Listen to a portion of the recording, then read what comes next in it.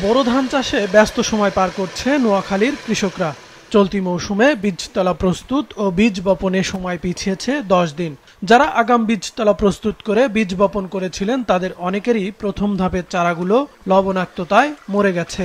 ডাল নষ্ট হয়েছে, ধরার ফলে টিভি অনগা আবার টিকছে, আগেরটা মাইট গেছে, নোনায় বন্যাতে মাইট গেছে, বুঝছেন। খরচটা গতবারের চাইতে একটু বাড়তি, আর লেবার ফাংশনের যেটা ওটা লেবারের দামও বেশি। আগে যেন 550 ছিল, এখন 700 টাকা। কৃষকরা বলছেন গত বছরের তুলনায় বীজ ও সারের দামের পাশাপাশি বেড়েছে শ্রমিকের মজুরি। সরকারি বীজ, সার ও প্রশিক্ষণও পাচ্ছেন না পর্যাপ্ত।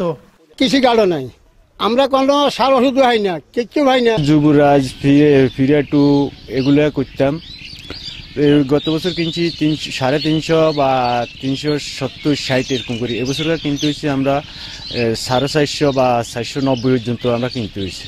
চলতি মৌসুমে জেলায় 1,650,000 হেক্টর জমিতে বোরো আবাদে উৎপাদন লক্ষ্যমাত্রা ধরা হয়েছে 4,75,582 মেট্রিক টন। পার্টনার প্রকল্পের মাধ্যমে স্মার্ট কৃষিকাজ প্রদান করা হবে।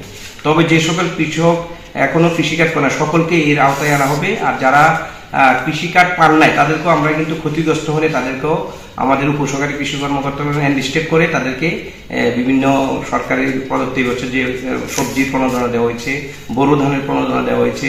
250-টিরও বেশি ডিজাইন অপশন নিয়ে ওয়ালটন স্মার্ট ফ্রিজ, বোঝে আপনার প্রয়োজন।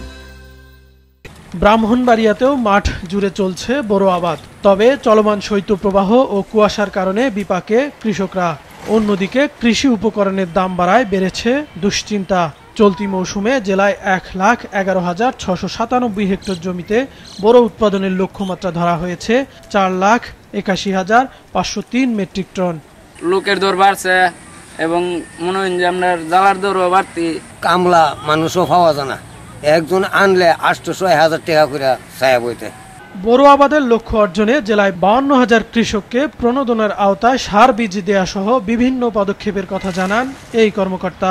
এবছর প্রণোদনার আওতায় নতুন জাত সম্প্রসারণের জন্য আমরা প্রায় 52,000 কৃষককে উপসি জাতের 1 বিঘা জমির জন্য প্রতি কৃষককে 5 কেজি বীজ, 10 কেজি ডিএপি সার এবং 10 কেজি এমওপি সার বিতরণ করেছি 9টি উপজেলায়। এছাড়া আমরা 20,000 কৃষককে 2 কেজি করে হাইব্রিড জাতের বীজ এবং 10 কেজি ডিএপি সার এবং 10 কেজি এমওপি সার প্রয়োগ করেছি। আবহাওয়া ভালো থাকলে ও পর্যাপ্ত সেচ সুবিধা পেলে চলতি মৌসুমে বোরোর বাম্পার ফলনের আশা কৃষকদের। কাউসার আহমেদ, মাছরাঙ্গা নিউজ ডেস্ক।